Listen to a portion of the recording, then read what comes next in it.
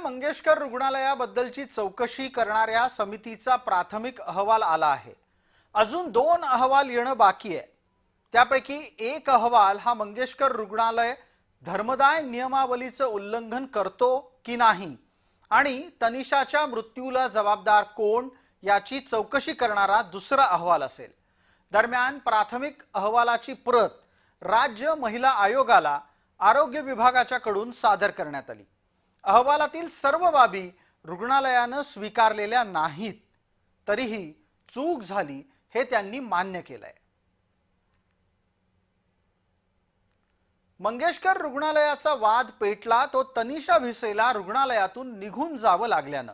आता तनिषाला निघून जावं लागलं का ती स्वतःहून गेली का तिला कोणी तिथून निघून जा असं सांगितलं, या सगळ्या गोष्टी माता मृत्यू अन्वेषण अहवालामध्ये समोर येणं अपेक्षित आहे। कारण या सगळ्या प्रकरणात एक कळीचा मुद्दा आहे की अतिरक्तस्राव होत असताना मंगेशकर रुग्णालयातून तनिषा बाहेर पडते आणि ती इतर रुग्णालयांमध्ये फिरत फिरत अखेरीस सूर्या हॉस्पिटलमध्ये दाखल होते। या सगळ्या घटनाक्रमापासून तिच्या मृत्यू प्रकरणाची अनेक घटनांची मालिका आहे। यातच रुग्णालयाच्या चुका सुद्धा दडलेल्या आहेत।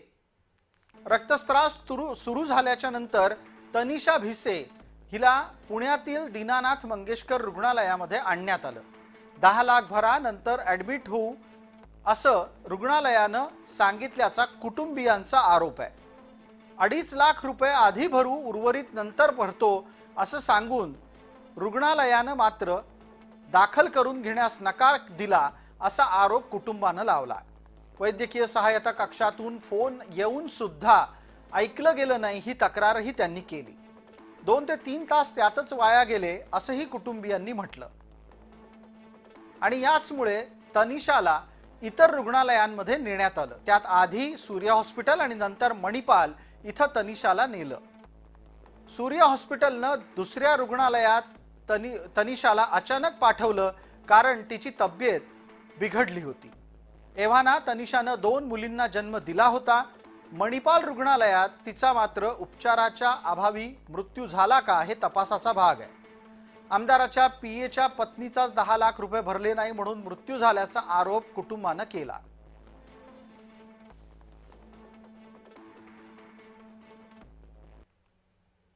दरम्यान रुग्णालयानं या संपूर्ण प्रकरणामध्ये तनिषाला कोणतीही शस्त्रक्रिया सुचवलेली नव्हती हे कटाक्षानं समोर आणलं आहे।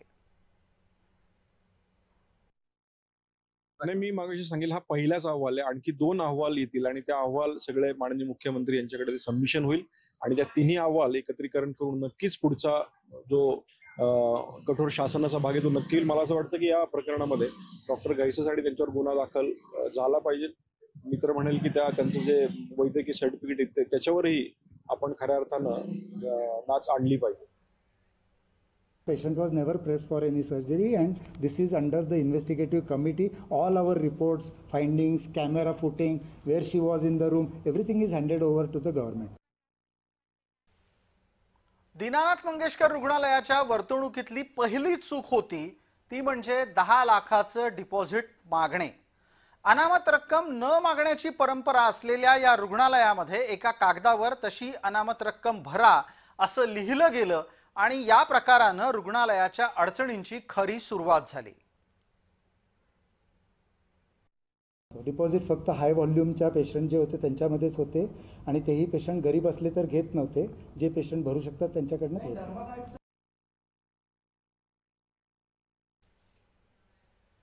आमच्याकडे डिपॉझिट मागायची पद्धत डॉक्टरांकडनं नाही आहे। हा आमचा ॲडमिशनचा पेपर आहे।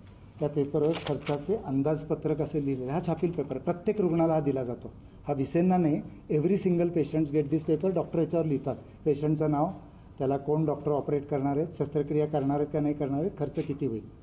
डिपॉझिट लिहायची पद्धतच नाही आहे। परंतु काही कारणांनी त्या दिवशी राहू केतू काय डोक्यात आला, डॉक्टरांनी एक चौकोन करून त्याच्यामध्ये 10 लाख डिपॉझिट लिहिलं आहे। या सगळ्या प्रकरणात एक पहिला बळी गेलाय तो डॉक्टर सुश्रुत घैसास यांचा। डॉक्टर सुश्रुत घैसास हे दीनानाथ रुग्णालयाशी जोडलं गेलेलं एक जुनं नाव। जवळपास 1.5 दशक सुश्रुत घैसास हे दीनानाथ रुग्णालयाशी निगडीत आहेत। ते तिथल्या प्रसूती विभागाचे प्रमुख आहेत। ते मानद सल्लागार या नात्यानं दीनानाथ रुग्णालयाशी जोडले गेले होते। तुम्हाला एका बाजूला त्यांचा चेहरा दिसतोय आणि दुसऱ्या बाजूला त्यांच्या वडिलांच्या आणि भावाच्या रुग्णालयात झालेली तोडफोड दिसतेय।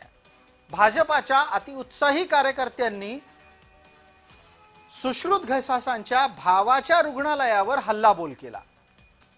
त्यानंतरही घैसास यांना येणाऱ्या धमक्या थांबल्या नाहीत। अशा प्रकारचं वातावरण हे तणावाचं असल्यानं सुश्रुत घैसास यांनी दीनानाथ रुग्णालयातून दूर होणं पसंत केलं।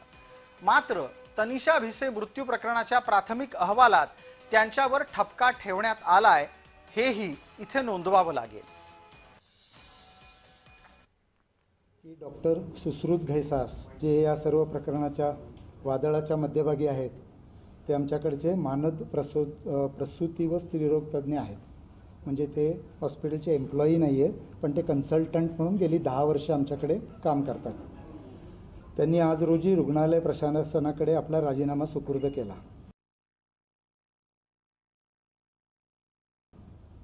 धमक्यांचे फोन, समाज माध्यमांवर होणारी कठोर टीका व सामाजिक संघर्षग्रस्त तणावाचे वातावरण हे त्यांच्या स्वतःच्या सहन करण्याच्या पलीकडचे आहे व त्यांचा त्यांच्या आत्ताच्या रुग्णांच्या ट्रीटमेंटवर सुद्धा परिणाम होईल अशी त्यांना भीती वाटत आहे।